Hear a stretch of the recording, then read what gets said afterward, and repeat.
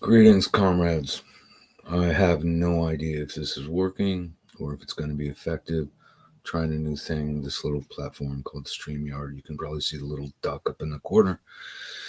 The duck will die if this proves effective, but not going to pay for something I don't know how effective it's going to be yet. In any event, here we go. Let's talk a little bit about the Western media bubble and how people might get outside of it.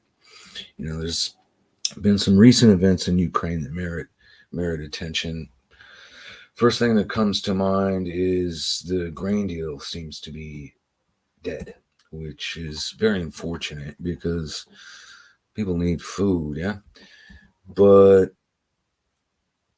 it's not it's not going to change, I don't think. I mean, from what we can tell, the Ukrainians attacked a ship that was likely defending grain shipments. Now, when you do such a thing, it means that it's not safe to keep shipping. And if it's not safe to keep shipping, they're not going to do it.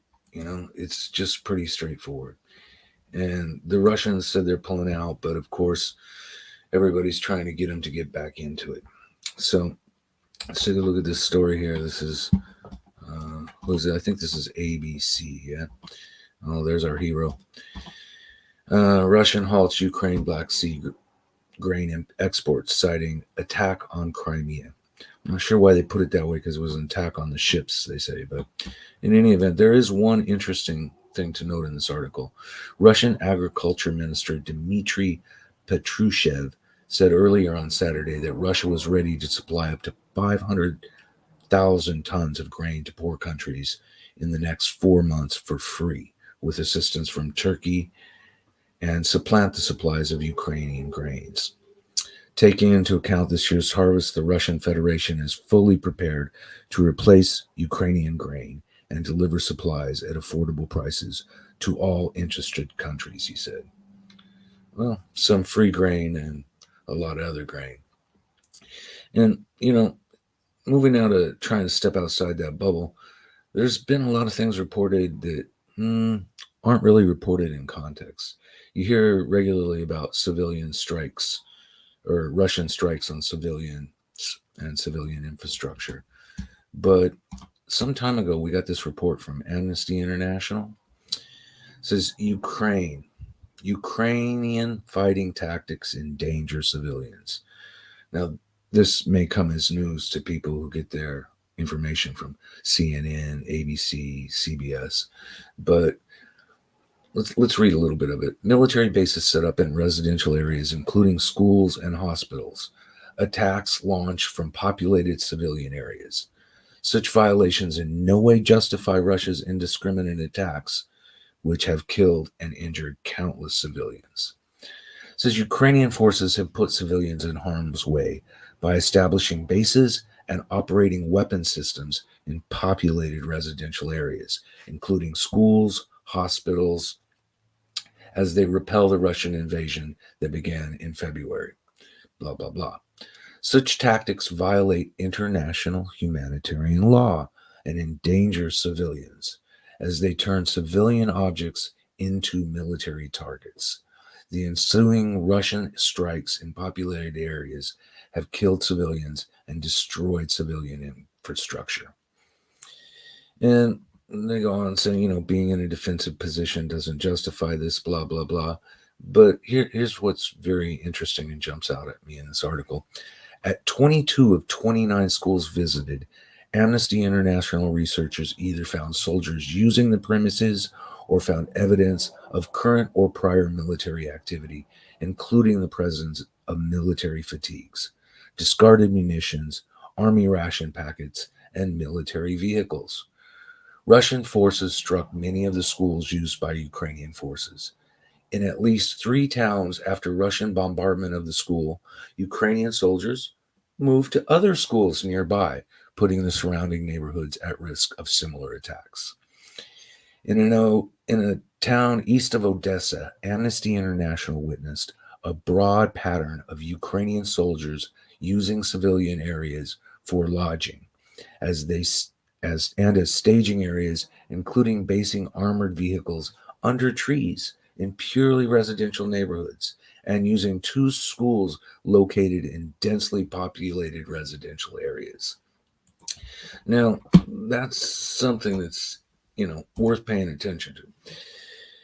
The strikes on civilian areas, when they get reported on the mainstream media, they don't seem to say anything about this.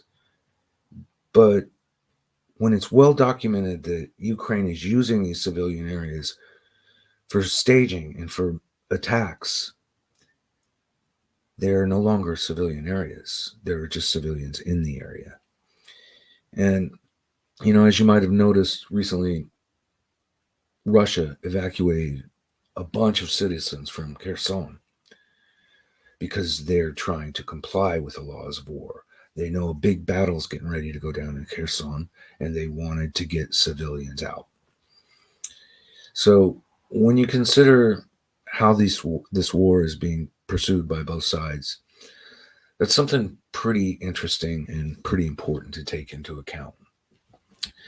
Now, there's a few other things I'd like to share with you.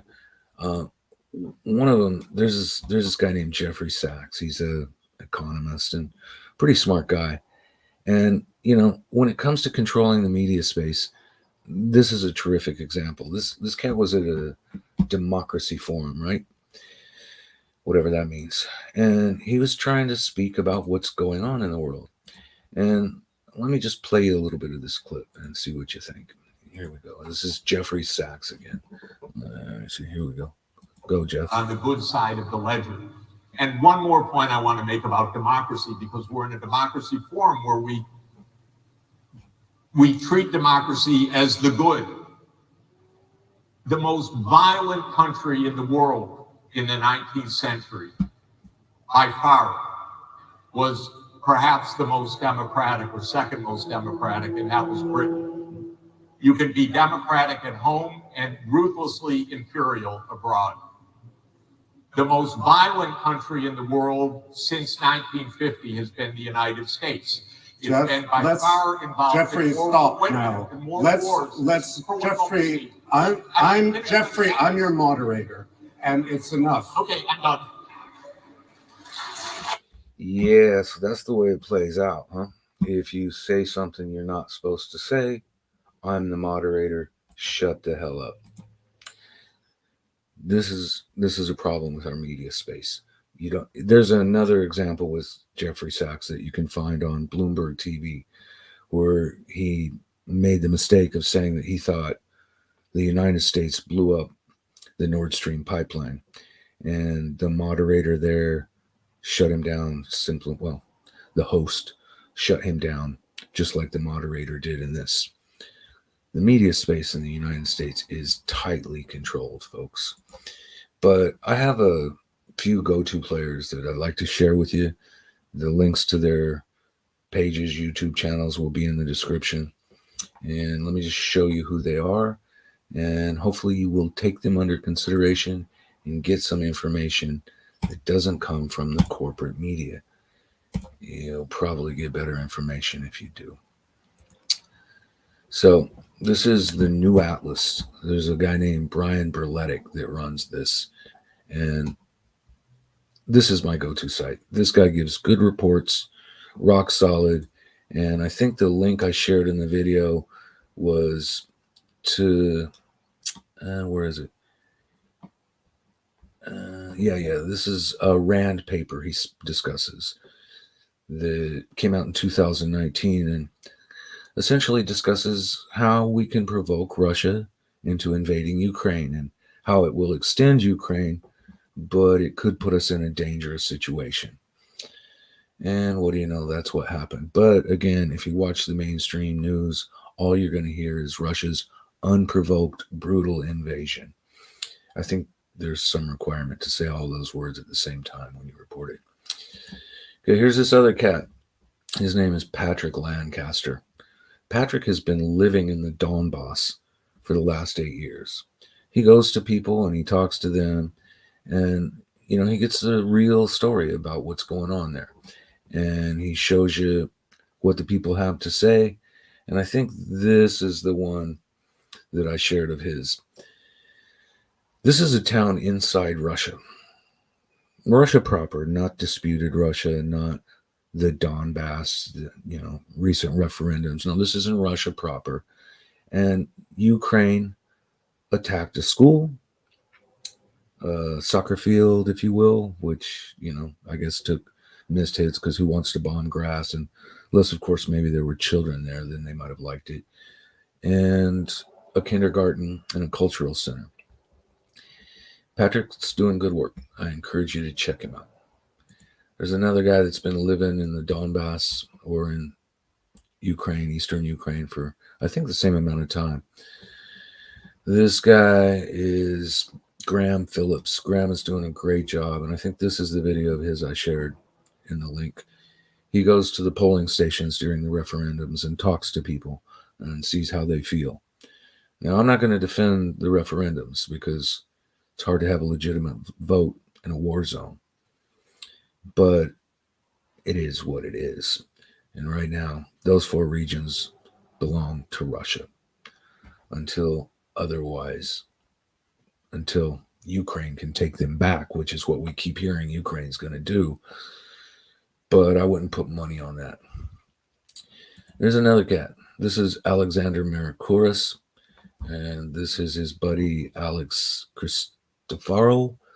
Marakouras does daily updates, and they're pretty good. They're a little bit long, about an hour, but he is definitely worth listening to if you care what's going on.